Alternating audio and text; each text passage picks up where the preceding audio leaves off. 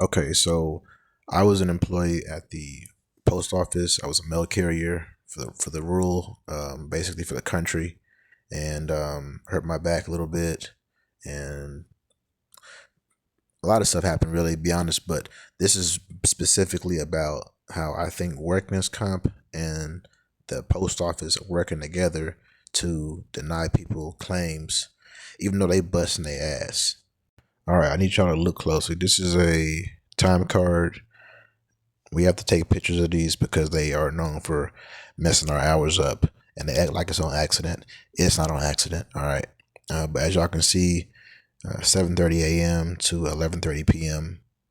Um, all day, all morning, all day, and y'all see that's that little pink line is when they come and confirm it. But you have to document that kind of stuff. You work hard every single day, and then you get hurt, and then these niggas act like they don't want to pay you no money. They don't want. Oh, you ain't really get hurt here. Where else I been at? I live here basically. Okay, so now back to the workman's comp. So I'm trying to file a claim with them, right? And they need me to submit documentation. I've been submitting documentation through their portal because that's the only way they can take the documentation. But it's like the portal is messing up the documentation, and then they see it and be like, "Oh man, it's not legible." So you have to like send it a better way or something. So that was a roadblock because I had to keep sending scanned or just find ways to compress files and make it look certain ways for the Word documents and make it just barely legible. But now I have X-rays. Now look at this. This is one picture of X-ray of my spine, as y'all can see. It's a little curved at the bottom. Okay, so this is the upper part of my spine. As you can see, it's curved also. And I took these pictures and I submitted them through the portal. And this is what the portal shows that I gave. I think this is the first picture because it has kind of like, I guess that's the hips maybe. I'm not really entirely sure. All I really see is black and white splotches like those doctors, when they give you that test. What do you see here? How does this look to you? Here's the second one. Again, this looks nothing like what I uploaded to the portal. All right, and that doesn't even look like an X-ray. It looks like a cartoon of somebody flicking me off. So I'm gonna be real with y'all. I don't know if this is by design that you can only use this portal that like also messes up all the imagery, so that way we can tell you that it's not even readable. So it's really easy for them guys to deny you and deny your claim even when they're at fault when you got stuff like this. This right here was my whip before I got hired at the post office, and I had put, I want to say, at least 5,000 into it because it was a project. Again, I was replacing doors, fenders. Hold up, let me show you the other side. Got a little picture of the side. You see how I changed the fender, new door, put on a new bumper. Well, it didn't have one at all. It was a project though, so it was something I was invested in. And when I got the job offer for the post office, so I ended up having to sell that because it was only a two-door, and because the job posting said I had to deliver mail out of my car, and on Sundays we could use the trucks. They had some weird conditions, but I pretty much had to thug it out because again, this is $20 an hour, and they're also paying you for the what's it called? They're paying you for the gas mileage. I think it was like 95 cents per mile. So that's really good gas mileage. So I'm sitting here like, okay, I'm gonna thug it out. I'm gonna sell the car. I'm gonna go get this. I got this Honda. It's real good on gas. It's a lot of space in it. It's in good condition. And then I planned on just buying, something else later on, uh, get it back. So I was working again in my car, but they have me out in the rural areas. So I'm out in the boonies. The roads are pretty much just some cement. And sometimes it has so many potholes that, you end up like me, trapped out there, and they got to rescue you. They put you off the clock. They have somebody else come get your packages, and they be like, man, figure it out. We'll see you at work tomorrow. They had me go from my house to all the way to Houston, which was like 3 hours away, when they want me to go to the other side of Houston, right, early in the morning.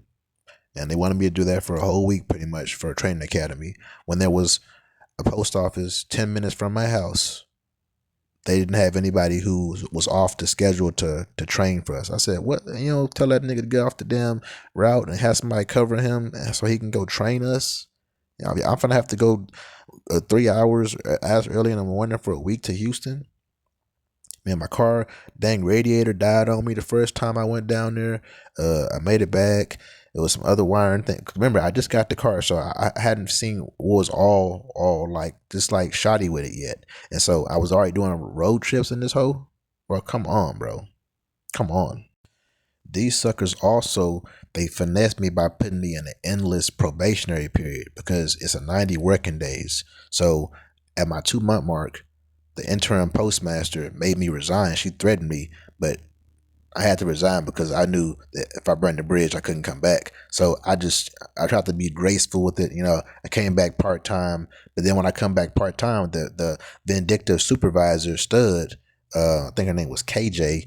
You know what she did to me? She made sure she only came and called me in on Sunday. So I work 1 day a week. Everyone else is working like 2 or 3 days. And then she had her 2 homies that work there. She made sure they got like 4 or 5 days a week. So here I am working 1 day a week part time, coming back, thinking I'm going to do something, not doing nothing. Car messing up.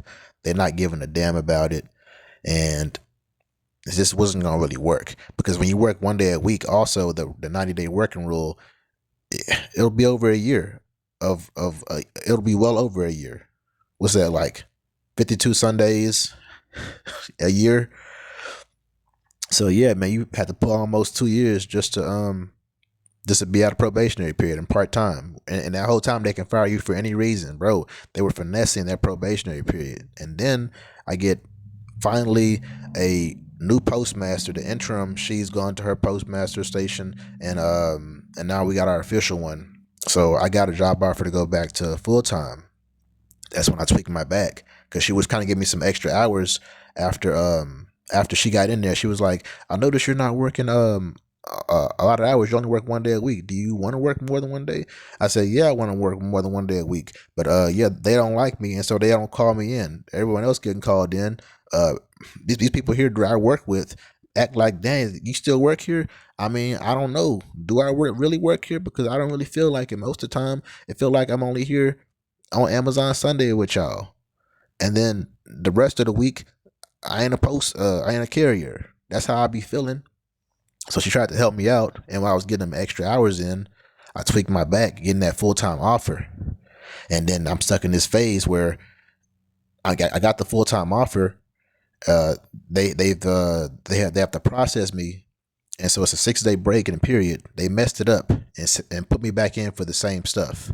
And so it took a whole almost month, me not working, no money, for them to put me on full time before I got back and just had to resign for medical. Because again, back is still messed up. I haven't had no money to pay anybody to go get seen.